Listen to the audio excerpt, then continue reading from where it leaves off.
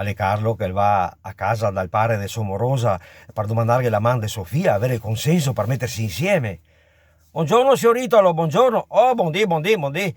Dimmi, dimmi. No, mi scusi, sa, mi sono qua per domandare la mano di Sofia, avere il consenso da lui per mettermi insieme.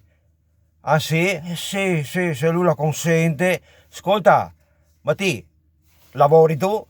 Lavoro, sì, lavoro, ho lavoro, mi.